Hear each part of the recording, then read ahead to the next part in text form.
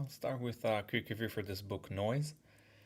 I came out with high expectations. I read Kahneman's book, Thinking Fast and Slow. It was a great book, one of my favorites.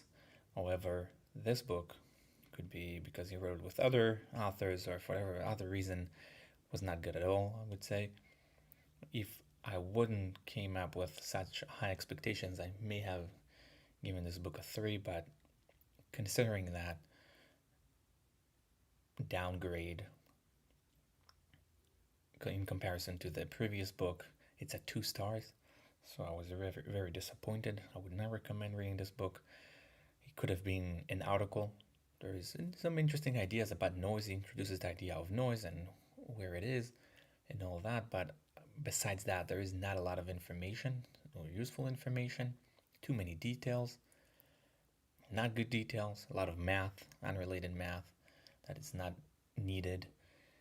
It's just not a very, very good book, and it's not well written in most of its parts, so I would not recommend. Let's see the notes.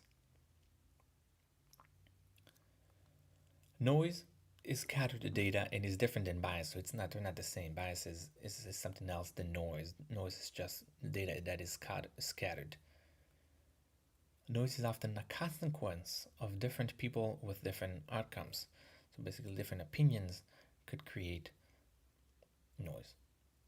Judge rulings is widely different depending on random variables such as weather, hunger levels, or if it's their birthday. So very different rulings between judges, and it's not the same. And we can see that based on their hunger level or any other random variables, they produce different outcomes. Noise is extremely costly in insurance, where variability is often 50% between assessors.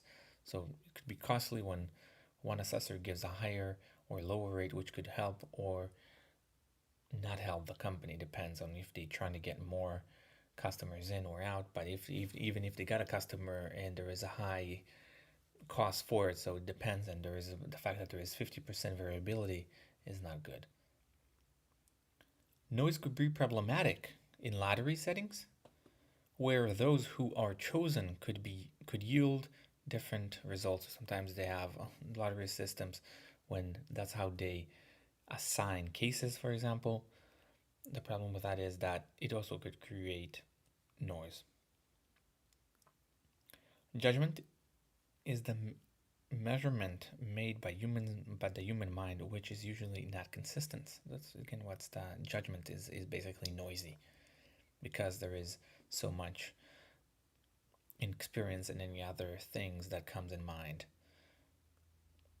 Measuring the process of reaching a judgment could be better than measuring the outcome. So that's a way to reduce noise is by measuring the process of reaching a judgment instead of measuring the outcome, because the process is more important than the outcome.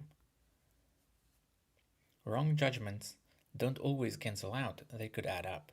If most cases we are under and some over, on average we are right, but we're always wrong, if we're always wrong, not always, but it could not cancel out because you lose both ways. If one time you gave too much high, for let's say insurance, you gave a high premium and the customer declined the policy, you lost a customer. And other, when you gave a low premium and you end up losing on that customer, that doesn't cancel out, that just means you lost twice. Side note, the parts of the actual math are redundant in my opinion. So there's not a lot of math, but there is some good sections, good amount of sections about math and how it works, and it's just useless in my opinion. Like in basketball, two different opinions on the same case could be given by the same person. I can't remember why in basketball, but two different people might have very different outcomes, but even in the same person could have different outcome, depends on the day. Creating an inner crowd by second guessing our initial guess is similar to the wisdom of crowd. Wisdom of crowd is when we have more people, they're more likely to be right, and with their guess, what we can do is create inner crowd in a way that in our crowd we second guess our initial guess, and that can make our guess a little more accurate. We are not the same person at different times. Different moods would affect us for better or worse. So it depends on many different things. So even our own judgment is a little noisy. Under certain circumstances, groups can add noise by following one another. So groups don't always reduce noise, because sometimes if they follow one another, that just creates more noise. People tend to cast their vote among the group to comply with a certain view, which that's one of the reasons why there is noise, because they don't want to be the outliers. Substitution error is substituting the question by one we can answer, even when it's not the same questions. That's the substitution error. It's also being covered in the previous book, Thinking Fast and Slow. But what substitution error is, when we don't know the answer to something, we would think about something that we do know the answer to, and we just substitute one with another. When people read the calories first and then the item, they're more likely to consider its impact. So that's when menu items, it depends if the calories first or the food item first. So if the calorie first, people tend to care more about the calories. But if the food item comes first, if it's a burger, for example, and then the calories, people don't care as much. Matching operation is assigning one value based on a different measurement, sometimes not a related one. That's matching operation. That's what it is. What we do is we assign value, and sometimes what ends up happening is that it's not even related. Super forecasters use perpetual data to make their forecasting more accurate and therefore more successful. Super forecasters are better at forecasting, and they introduces the idea of perpetual data, which is they always take more data in their judgment, and therefore they're more successful and accurate in their judgments. Doctors prescribe more screening in the morning compared to the afternoons. It's another noisy thing, where in the morning they just prescribe more screenings, which makes no sense. Even though I did thought about maybe one reason is that maybe because more people who come in the morning usually have more problems. So I don't know, maybe they control for this variable. Can't remember. The DSM-5 introduced more noise, which resulted in more disagreements among psychiatrists. So the DSM-5 was supposed to be less noisy because they had more precise definitions, but that actually ended up creating more noise and more disagreements about psychiatrists among.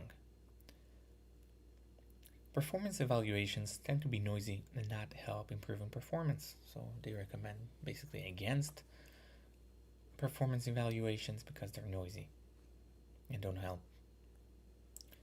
Interviews could also be subject to noise, where interviewers prefer their own culture or education background, all while having different opinions among other interviewers. So they don't even have the same opinion between interviewers, and in addition, they usually prefer their own cultures and education backgrounds. So there is a lot of noise in interviews. Side note, there's too much details in the book. A lot of details, unnecessary details. It's just was not a great read. In order to combat noise, sometimes bureaucracies would adapt strict guidelines that creates their own issues. So we have strict guidelines. It's not always good because it can feel cold for people who have to interact with those rules, and it creates other issues. So reducing noise is not always a successful strategy. Noise reduction rules could create counterproductive outcomes. There's a lot of rules. It's hard to make decisions that way, and a few other reasons why it could be counterproductive.